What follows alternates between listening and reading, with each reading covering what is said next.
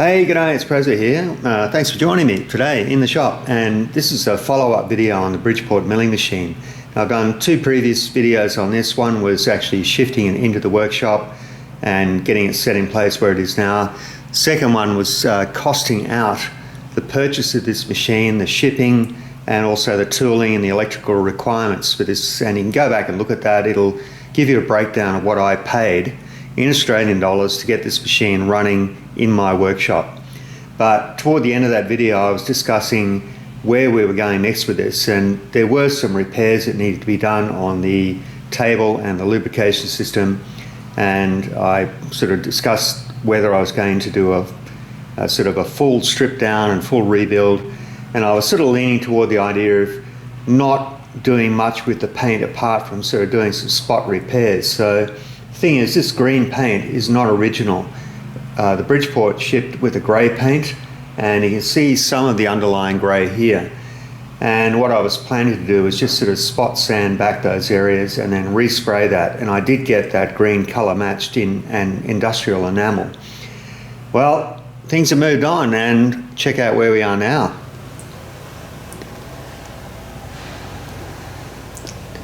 Yes, that's right. It's like an illness. I get a machine like this and I just can't help myself. And when I took the table off the machine and I sort of looked at the idea of getting the knee off as well, I figured that, you know what, I might as well do a proper job. So let me show you the knee. Well, when I got this thing off, there was a massive gouge mark down through the casting just here. And it looked as if somebody had run a forklift or something underneath the knee and gouged out all of the paint and the filler. And this will give you a good idea of what we're up against here. Now, rough castings like these are filled at the factory, and they use, I don't know what they use in 1974, but this is a very dense, very soft sort of filler. And then here's the original Bridgeport grey over the top of that, and this is the green that's been put over the top of that again. And some peanut has painted this whole machine with a brush, and they didn't bother dismantling it properly. So this is the side where the original switch box was mounted, and they just sort of painted around it, and there were dribbles of paint down from the top. And when you look at that, you think, well, what do I do? If you sand that back, you're then sort of committed to spraying a much larger area. So given the fact that it was covered in grime and oil and mess as well, that sort of dictated where we were going from there on. Same thing happened on this side here, where the one-shot oiler was mounted, and once again they just sort of painted around it, and you know, I can't stand that. I've got to then do something serious to the machine and move on from there. Now, I've watched a number of videos over the last couple of days about restorations of Bridgeports, and I've seen some, well, quite frankly, some horrifying things. Some people have taken the view that the best way to strip this back to bare metal is to use a needle scaling gun, and yeah, that works, but in my view, you're just creating a lot of work for yourself. You then have to refill the casting to get a smooth surface for your next coat of paint.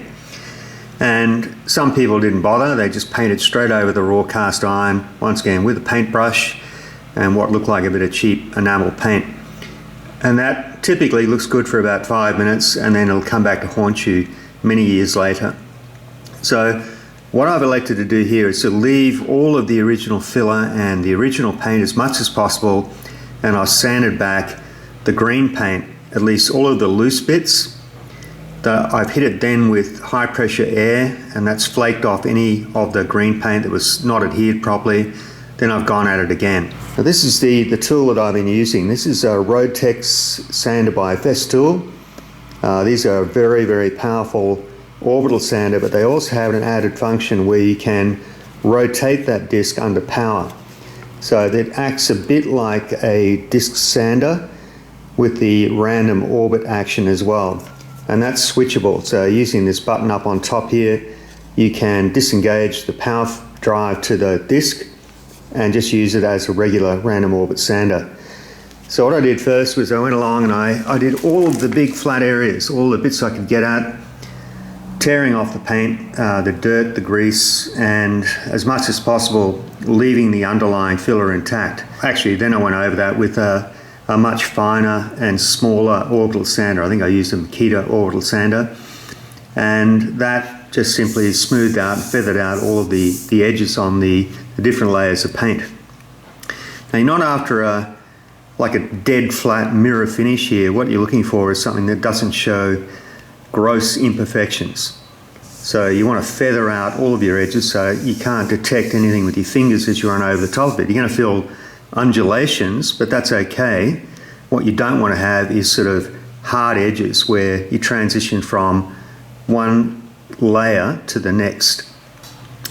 Now, when I've got to this stage, the next step is going to be do a thorough cleaning, and then we're going to hit this with an etch primer on any of the bare metal areas. So you tend to get them along the edges here. That's just bare cast iron. And cast iron is a real nuisance. It sort of harbours grease and oil. It's sort of slightly porous, so that tends to be where you get oil penetrating into the cast iron. And most regular primers will just peel off. So you can either sandblast, which gives the metal a key, or you can use a good high quality 2-pack etch primer, which is what I'm going to use here. So I'm going to spray any of the bare cast iron areas with the etch primer first. Then I'm going to follow up with a sealer undercoat, also a 2-pack product. The top coat is going to be a green industrial enamel. Now, I know a lot of people are horrified. They say, oh no, you should go grey. The thing was, I bought the green paint before I had decided to do this. And, you know, in some ways I actually like the green. And this is sort of why. This is my Colchester lathe. They're not the same colour, but I love this green colour here. It's sort of, I don't know, it brightens up the workshop a bit. And when I repainted this lathe, I went the whole hog, right? I took this right back to bare cast iron. I cleaned it as thoroughly as I could, and I used the same paint I was just talking about. I used a 2-pack etch primer, followed up with a sealer undercoat. I sanded all of that back, tried to get as much of a flawless finish on that as I can, and I finished that with a 2-pack epoxy paint on top. Now, this lathe is 5 years old, and it's still pretty good. It does tend to get a little bit scratched and a little bit knocked and worn, but in most cases the paint on this is held up really well. And when you watch these restoration, I call them restoration videos, what you see at the end of the process looks good, but I'd love to see it 5 years later and find out what it looks like then. So in my case anyway, I'm happy with the paint system I've used on this. Now, it wasn't cheap, and I had to go to a specialist paint shop to buy this stuff. It was a specialist supplier. I told them what I was trying to do, and they matched me up with a product that they thought would do the job well. This is an example of what I was talking about before about the problem with painting cast iron. And the worst culprits are machine cast iron that have been slightly polished. And this section of the headstock here was completely soaked in oil. And even though I cleaned this, I abraded it, I did whatever I could to make sure I got a good key, everything from the initial etch primer right up has just simply flaked off in that area. But remember, this is 5 years old. That area gets a lot of swarf and a lot of abrasion from cleaning and so on. And it's almost, it's inevitable really. Right from the factory, you might have a chance of getting that to stick. Once it's been soaked in oil, in my view anyway, it's very difficult. So just getting back to the Bridgeport, this is the base of the machine here. This is where the Z-axis elevating screw would go. These are the ports where the overflow from the coolant system would drain back into the bottom of the tank. And this part of the machine here typically gets a lot of abuse. So you get forklift trucks and carts and all sorts of machinery bumping up against this, and it tends to chip and gouge out the paint right down to the bare cast iron. So every one of these white marks here was basically a hole that went right through to bare metal, and this area too was in pretty poor shape. And in the factory, when they cast these, they just grind over the top with a really, really coarse grinder, and then they start to build up the surface and fill it, which is this dark grey area here. And then of course you sand that back, and then you get your top coat onto that. Now, I didn't want to go down the road of painting the entire machine with some really heavy filler. So what I've done instead is I've spot filled the damaged areas, and this is the product that I use. So you can buy this stuff these days. It comes under different brand names. This one's called Evercoat, but I've used one called U-Pol. And this is just like a 2-pack, almost like an auto body filler. But it's a little bit thinner, and it's sort of easier to put it on. You only get about 10 minutes to mix it and get it on. So I do it in small batches, and I just simply fill an area that I can get to within that 10-minute time frame. This one is good because it dries or cures very quickly, about 20 minutes, and it's easy to sand back. Some of these types of products get a really sticky coating on them, even after they've cured. When you try to initially sand that back, it clogs up your sandpaper or your pad on your orbital sander. But this stuff seems to set with without that greasy, waxy, sticky coating. So the only trick with this is sort of getting the correct amount of hardener, and unfortunately they never really give you a good guide or ratios or anything like that. So, but it seems to be fairly forgiving. You can sort of mix it and get it on there, and I haven't had a problem where it hasn't cured. Sometimes it's gone off a bit too quickly. Now you might notice that I'm not touching the top of the machine at all at the moment. I just want to get the bottom section done from here down and get that part of the machine back together. At some point I'm going to delve inside the head of the machine and have a look at that, but for the moment that's running, so I'm not too bothered. These are some of the other parts, the smaller parts of the machine. So this is the electrical switch box. Once again, there's no point in sanding right back to bare plastic on this. It is just plastic. So I've done the best I can to get that smoothed out. And in my view anyway, if the underlying paint is sound, what's the point in taking it off? When I put the sealer on this, it will separate whatever paint is here from the top coat. So hopefully we won't have a problem with any of the solvents sort of dissolving through to this paint here. But I'm going to do something that's less important first, and just to check what sort of adhesion that we get. This is the what is that? That's the X-axis bearing housing from the left-hand side. And once again, this one had a big gouge mark in it here, so I just locally filled that. And that's more or less ready for paint, that part there. Now this is the Y-axis bearing housing, and this one was a bit of a mystery really. This one was painted, but just with green paint, and it just came off. I sandblasted this and it came off really easily.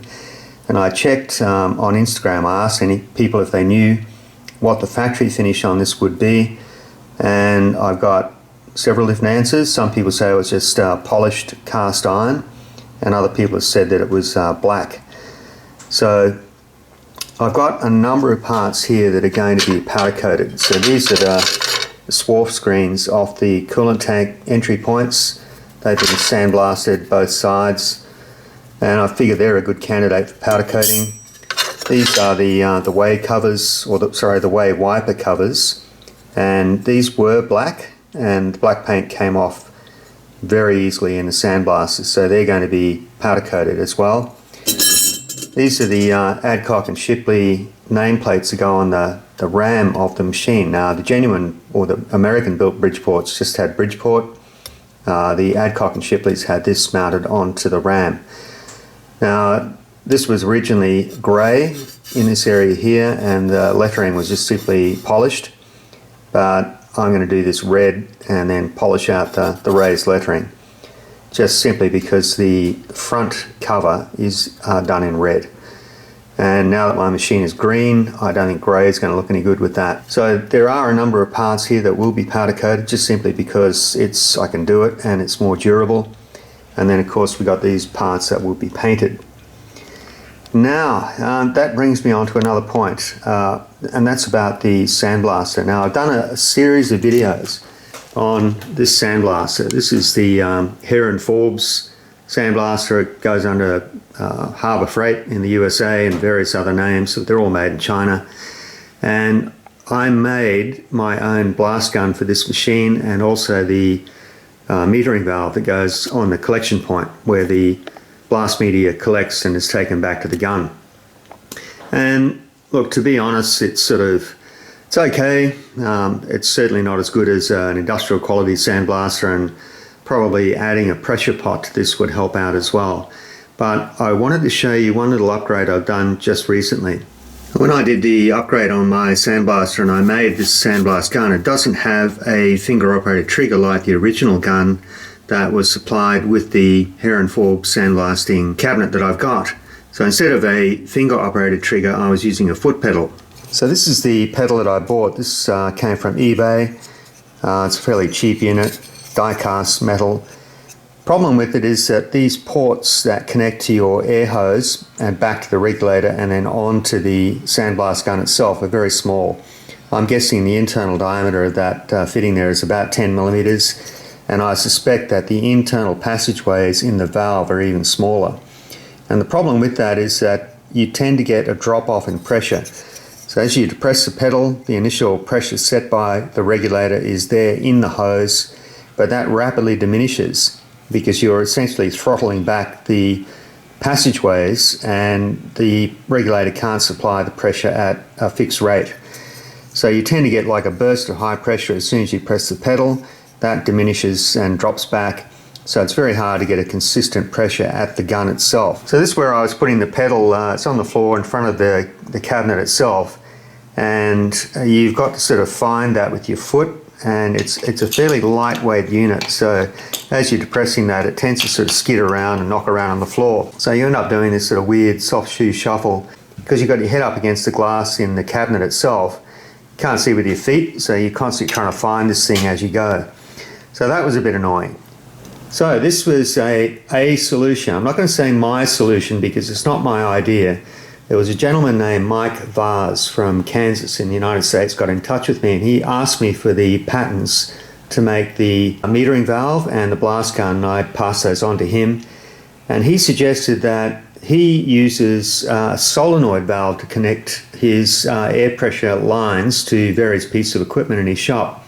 And he was buying the sort of the irrigation valves that are used for sprinklers and so on, and they're usually low voltage operated. And I sort of had in mind that, you know, I like these ones. These are made of brass and they're quite solid and heavy duty. And this one is 240 volt. And as it turns out, I've got a 240 volt socket on the side of the machine here. So I put this in. This was an addition that I did.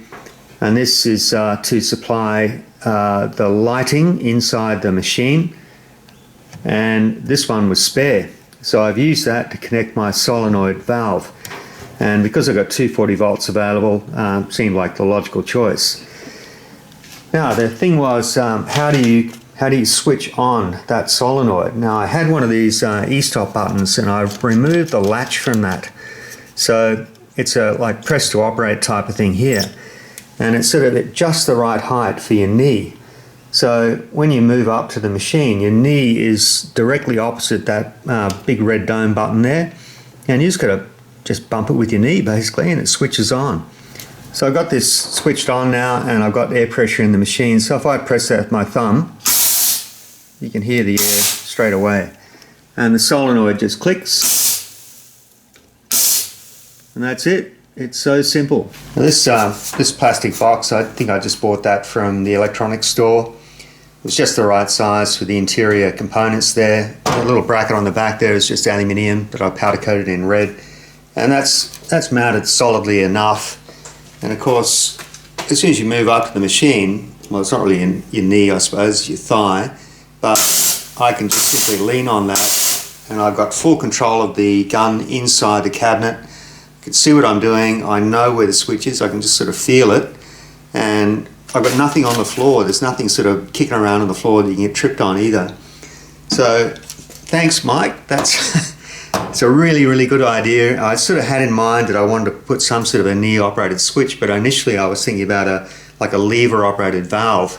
But this is much more user friendly, and it's like instant on. As soon as you press that trigger, your air is flowing. As soon as you step away, it stops. So yeah, nice addition. And this is the hose that I've got connected to that solenoid valve. So this is 16mm ID flexible air hose, and that goes back to my regulator. and then the run from the regulator to the compressor is very short, and it's it's 3/4 inch copper pipe. So pretty much all of my internal passageways now for the air supply are large diameter, plus the interior passageways in the solenoid valve are also fairly large. The only bit of short tubing that I have, or the only bit of small diameter tubing I have, is from the outlet of the solenoid valve and up to the what's that? That's like a bulkhead fitting, and that goes onto the gun. So what I've done here is I've mounted the solenoid through the leg here, and there's an air fitting that also acts as a clamp nut, and then the solenoid valve is mounted in behind the leg here, so it's protected. So there you go. If you got one of these Harbour Freight or Hafco or Hare and Forbes or Horror Fright or whatever they call them, if you got one of these, that's in my view a very worthy addition and something that saves a lot of frustration. And I just realised when I was doing that demonstration for you, I had the door open on the cabinet. So yeah, there's all my blast media on the concrete. Thanks very much. That's all right, I can sweep it up. Don't bother to help, it's fine. Okay, well, I'm going to keep this short, and I'll be back with you shortly when we'll look at the Bridgeport, and we'll see what sort of progress I've made with that, and hopefully it's going to look nice from sort of like halfway up to the bottom, and we'll worry about the top part later. But thank you to everybody who's been sort of giving me encouragement. I think I mentioned before, there's just so much love out there for Bridgeports. And just in answer to a question that kept coming up, people asked why I didn't just get three-phase power connected to my workshop. Now the problem is that I live on acreage, and the distance from this building to our front boundary where our utility connection is around about 90 metres. Also, we decided when we first moved here to put the power underground. Now that was for a number of reasons. We have a lot of very, very tall eucalypt trees on this property. They drop branches very regularly and they tend to get blown over in storms, and we didn't want to have the problem of having our overhead power supply broken or pulled down by a storm. So going underground fixes that problem. Now also at the time, my wife and I were pretty short of money. We were looking for the cheapest solution to everything we did, and probably stupidly I told the electrician to put the lightest cable, the lightest single phase cable he could, in conduit underground. And at the time we did this, copper was priced out daily. So they used to check the spot price for copper, and that's what they would charge you for electrical cable. So we waited and waited, and we got in when it was cheap, and then we just had the cable run underground. And in order to rectify that now, we'd either have to dig up the original conduit, because we'd never be able to pull a three-phase cable through, given the distance and the fact that it's not straight. And now the road goes over the top of where that conduit is, and so does our concrete driveway and a number of other things. So it's either that or go overhead now, and like I said, the trees are an issue. So apart from the cost of getting three-phase connections to a workshop, which here in Australia is outrageous, it's just not feasible for a number of other reasons. So that's why I went with the rotary phase converter.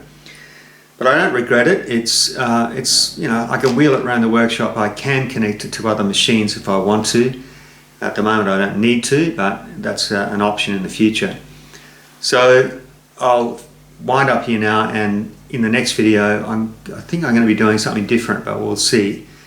This was just a short thing I decided to do today, just to let you know where the Bridgeport's going, which is in pieces.